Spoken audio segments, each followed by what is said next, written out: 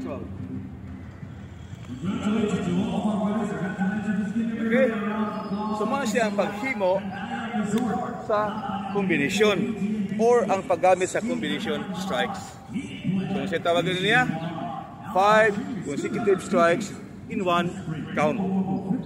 Okay, so I hope klaro na in every number, in every attack coming from your opponent, you are supposed to use the counter attack, which is equivalent of 5 strikes. So that is why in every number you have to perform the 5 strikes. Okay, let me do it again.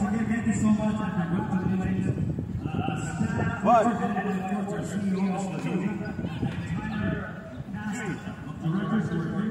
2, 4, 5, 6.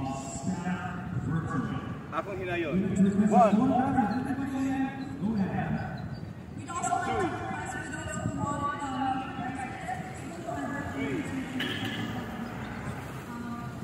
4,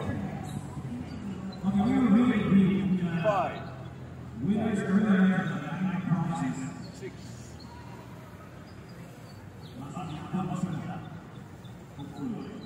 Muna siya ang paggamit. So, kung natay 5 strikes, natay 12 basic strikes, pati siyang hunaon, pati siyang tanawon, o kung dili kumpito. That is why atong i-appeal ang footwork. Natay gitawag og advancing, retreating, turning. Pwede na iiwahin ito ang turning. Kina sa advancing, retreating, which is very important sa paggamit sa eskrima. Now, let's do it. This is not the footwork.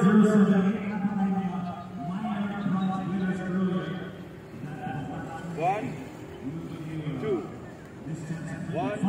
So siyang paggamit guys, no? 2, 1, 2, 1, 2, 1, 1,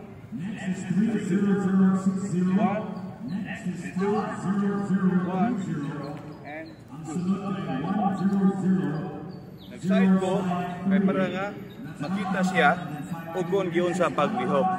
Now, mag-atubang na ko, at least na kay idea kung nasa importante niya. 1, 2, 1, 2, 1,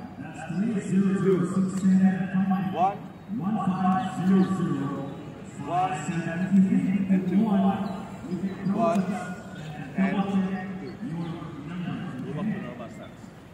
Ina na siya kasimple, no? Ang paggamit sa mao nga technique. So, ang atong buhaton karon is